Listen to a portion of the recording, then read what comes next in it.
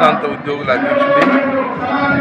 ఇక్కడ మేము అచ్చంపేట విశ్రాంత భవనంకి వెళ్ళి అత్యధిక సంఖ్యలో ఈ ధర్నా కార్యక్రమంలో పాల్గొంటున్నాము. ముఖ్యంగా ప్రభుత్వ నిరంకుశ వైఖరికి నిరసనగా ఈ ధర్నా కార్యక్రమం చేస్తున్నాం.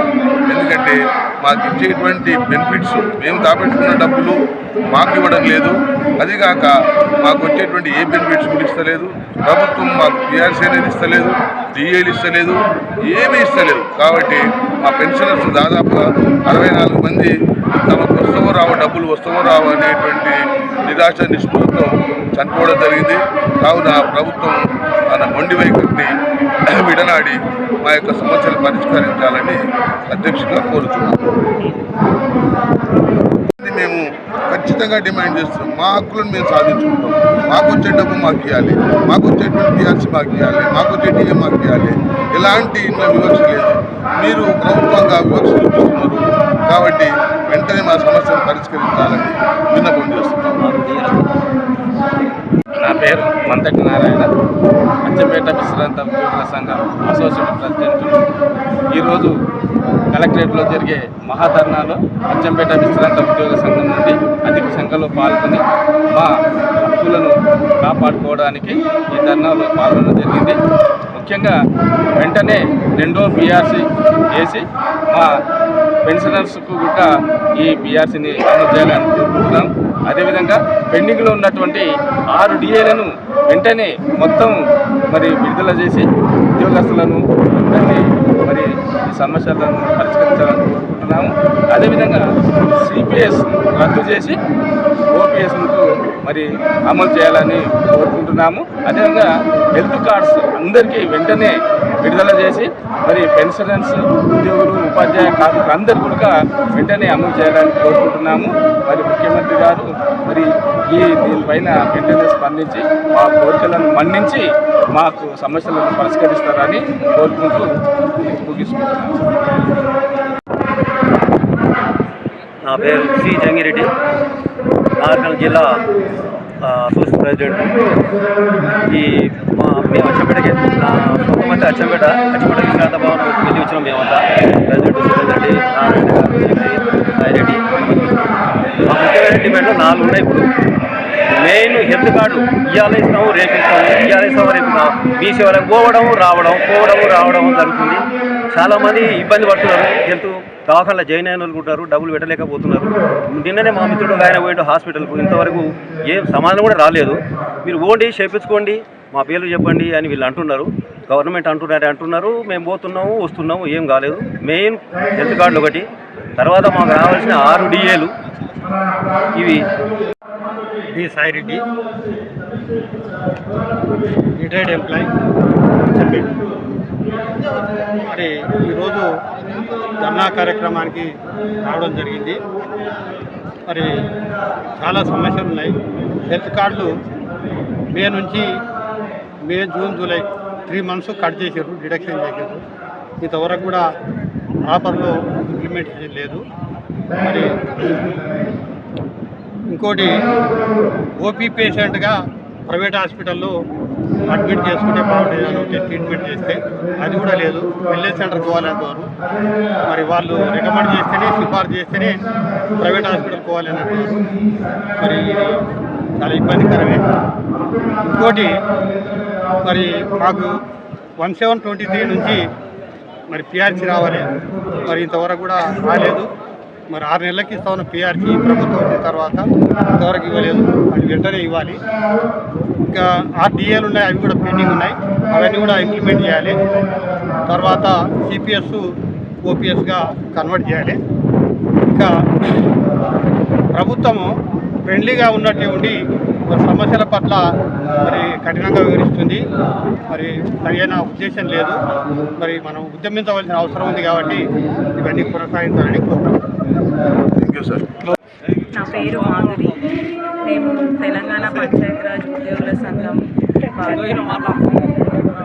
ఈరోజు ఇక్కడ జరిగే ఉద్యోగుల పెన్షనర్ల ధర్నా కార్యక్రమంలో మేము పూర్తిగా మద్దతు తెలుపుతున్నాము. మాకు పెండింగ్లో ఉన్న 6 డిఏలు మరియు 2 పిఆర్సీలు, అలాగే సిపిఎస్ నుంచి ఓపీఎస్ తీసుకురావడం చేయడం జరిగింది కాబట్టి ఖచ్చితంగా దాన్ని అమలు పరచాలని మేము మూలంగా డిమాండ్ చేస్తున్నాము. కాబట్టి ప్రభుత్వం సానుకూలంగా స్పందిస్తూ వెంటనే వీటిని అమలు పరచాలని మేము కోరుకుంటున్నాము.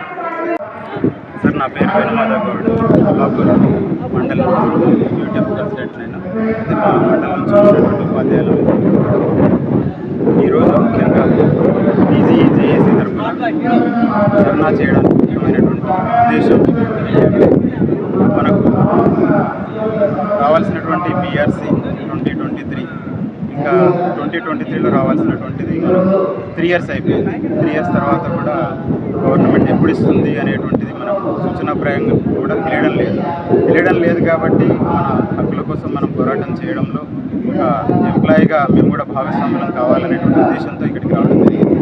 అంటే దీని ద్వారానైనా గవర్నమెంట్ తెలుసుకుంటుంది ఉపాధ్యాయుల యొక్క సమస్యలు ఏమున్నాయి. తర్వాత ఇంకొకటి ప్రధానంగా ఎదుర్కొంటున్నటువంటిది ఒక మెడికల్ బిల్స్. సరే, ఇప్పుడు ఈహెచ్ఎస్ వస్తుంది, అది దాని విధి విధానాలు ఇంకా పూర్తి స్థాయిలో ఏ విధంగా ఉంటాయి ఏంటి అనేటువంటిది మనకు తెలియడం లేదు. ఇంతకుముందు జరిగినటువంటి పెండింగ్ బకాయిలు అనేటువంటివి చాలా ఉన్నాయి. ముఖ్యంగా హెల్త్కి సంబంధించి ఒక హాస్పిటల్కి వెళ్ళినప్పుడు ఒక గవర్నమెంట్ ఎంప్లాయీ ఏ విధంగా ఇబ్బందులు పడ్డాడు అనేటువంటిది చాలా సందర్భాల్లో చూసినాం. దాదాపుగా బిల్స్ మనం ఒకసారి గవర్నమెంట్కు బిల్స్ పెట్టుకుంటే ఒక మినిమం అంటే ఒక 50,000 లోపుగా ఉంటే మనం డిస్ట్రిక్ట్ బిల్ పంపించడం జరుగుతుంది. పంపించినప్పుడు దాదాపుగా 6 months to 1 year అవుతుంది. అదే మనం స్టేట్కు 50,000 అబోవ్ ఉన్నప్పుడు పంపించినప్పుడు 1 year నుంచి 1.5 years అయింది.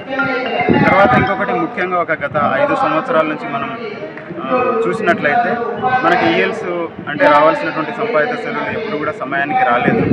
అవి కూడా దాదాపుగా ఒక 1 yearకు కానీ ఒక 2 months బ్యాక్ నుంచి కొంతవరకు కొంతమందికి ఊరటనిచ్చేటువంటి అంశం ఏదంటే కొంత అమౌంట్ రిలీజ్ చేయడం జరిగింది. ఒక 1000 కోట్ల అమౌంట్ ఒకసారి రిలీజ్ చేసి గవర్నమెంట్ కొంతమందికి ముఖ్యంగా పెండింగ్ బిల్స్ని క్లియర్ చేయడం జరిగింది. కానీ ఇంకా చాలా సమస్యలు ఉన్నాయి. తర్వాత ముఖ్యమైనటువంటిది సిపిఎస్. అయితే గవర్నమెంట్ అష్యూరెన్స్ ఇచ్చింది ఎప్పుడు మనకు బిఫోర్ ఎలక్షన్స్కి వెళ్ళే కంటే ముందే అష్యూరెన్స్ ఇవ్వడం జరిగింది. సిపిఎస్ని రద్దు చేసి ఓపీఎస్ ఇస్తామని చెప్పడం జరిగింది. అయితే సిపిఎస్ ఎంప్లాయీ ఇప్పుడు రిటైర్ అవుతున్నటువంటి ఒక ఎంప్లాయీకి చాలా అంటే చాలా తక్కువగా మనకు పెన్షన్ అనేటువంటిది రావడం జరుగుతుంది. చాలా తక్కువ అమౌంట్. అతని నెలసరి అవసరాలకు కుటుంబ అవసరాలకు కూడా సరిపోయేటువంటి పరిస్థితి లేదు. అతను పిల్లలు ఎడ్యుకేషను తర్వాత వాళ్ళ మ్యారేజెస్ ఇటువంటి అన్నీ ఒక ఎంప్లాయీ మీద ఉండేటువంటి బాధ్యత. ఒక ఎంప్లాయీ అంటే దాదాపుగా ఒక 7-8 members అతని మీద ఆధారపడినటువంటి వాళ్ళు ఉంటారు. వాళ్ళ గురించి ఇతను ఆలోచన చేయాల్సినటువంటి అవసరం ఉంది.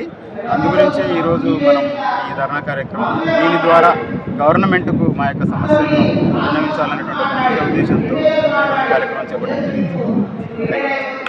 నా పేరు శంకర్, యూటీఎఫ్ జిల్లా కార్యదర్శి, కొల్లాపూర్. ముందుగా ఏరా టీవీ గారికి ధన్యవాదాలు తెలియజేస్తున్నాను. ఈరోజు ఉద్యోగస్తులు, ఉపాధ్యాయులు టీజీజేఏసీ ఆధ్వర్యంలో ఇక్కడ కలెక్టరేట్ ఆఫీస్ ముందు, రాష్ట్రంలోని అన్ని కలెక్టరేట్ ఆఫీస్ ముందు 33 జిల్లాల్లో ఈరోజు ధర్నా కార్యక్రమం నిర్వహిస్తూ ఉండడం జరిగింది. ఇంతకుముందే దశలవారీ పోరాటంలో భాగంగా మొదటి దశలో కార్యాలయాలు, విద్యాలయాలలో నిరసన కార్యక్రమాలు చేపట్టడం, తర్వాత రెండవ దశలో భాగంగా ఎంఆర్ఓ గారికి మెమోరాండం సమర్పించడం జరిగింది. ఇప్పుడు మూడో దశ పోరాటంలో భాగంగా ఈరోజు కలెక్టరేట్ ఆఫీస్ ముందు ధర్నా కార్యక్రమం ఉంది.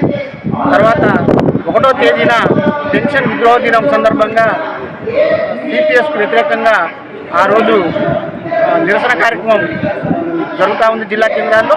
10వ తేదీన పెద్ద ఎత్తున అందరూ రాష్ట్ర వ్యాప్తంగా ఉన్న ఉద్యోగస్తులు, ఉపాధ్యాయులు, పెన్షనర్స్ అందరూ కదిలి హైదరాబాద్లో మహాధర్నా కార్యక్రమం చేపడతాను.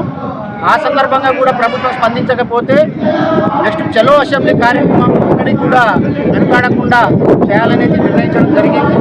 ఎందుకంటే ఇంతకుముందే మా సారు మా నాయకుడు చెప్పడం జరిగింది, గత 37 నెలలుగా బీఆర్సీ ఇవ్వకుండా 6 BAలు పెండింగ్లో పెట్టడం, అదేవిధంగా ఆ రోజు ఎన్నికల హామీలలో భాగంగా సిపిఎస్ ఉద్యోగస్తులందరినీ ఓపీఎస్లో లాగేస్తామని చెప్పి మేనిఫెస్టోలో పెట్టడంతో పాటు వారు హామీ ఇవ్వడం జరిగింది. కానీ ఈరోజు ఓపీఎస్లో ఉన్న వాళ్ళు కాకుండా సిపిఎస్ ఉద్యోగస్తులను ఓపీఎస్లో లాగకుండా అసలు ఈరోజు సిపిఎస్ ఉద్యోగి ఎవరైనా చనిపోతే వారి పెన్షన్ ఎంత ఉందంటే ఆసరా పెన్షన్ కంటే తక్కువ వస్తుంది. ఆసరా పెన్షన్ అన్న 2000 పైన వస్తుంది. కానీ 1500, 1600 పెన్షన్ పొందుతున్న కుటుంబాలు ఈరోజు సిపిఎస్ కుటుంబాలు ఉన్నాయంటే మీరు అర్థం చేసుకోవాలని చెప్పి కోరుతున్నాం. అంతేకాదు ఆ రోజు ఇదే ఎన్నికల మేనిఫెస్టోలో నేను వచ్చిన వెంటనే 3 డిఏలను వెంటనే ఇస్తాం, 6 నెలల లోపల పిఆర్సీ మీకు అమలు చేస్తామని చెప్పి హామీ ఇవ్వడం జరిగింది.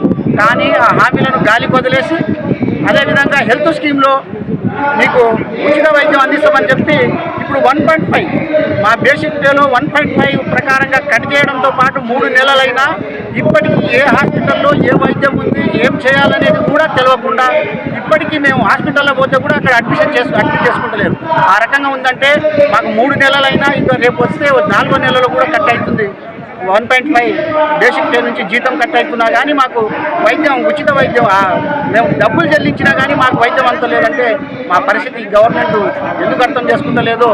కానీ గతంలో కూడా చాలా పోరాటాలు చేసి సాధించుకున్నాం. ఇప్పుడు కూడా పోరాటాలు చేసి సాధించుకుంటాం. ప్రభుత్వం దిగి వచ్చేదాకా పోరాటాలు చేస్తాం. మా సమస్యలు పరిష్కరించే వరకు పోరాటాల ద్వారా సాధించుకుంటామని చెప్పి ఈ ధర్నా కార్యక్రమం ఉద్దేశించి మీరు వచ్చిన సందర్భంగా తెలియజేస్తాం.